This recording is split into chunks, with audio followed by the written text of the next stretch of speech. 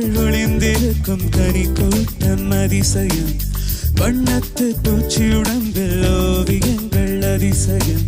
துளை செல்லும் காற்று மெல்லிசையாதல் அதிசயம். குருநாதர் இல்லாத குயில் பாட்டு அதிசயம். அதிசயமே அசந்து போகும் நீ எந்த அதிசயம்.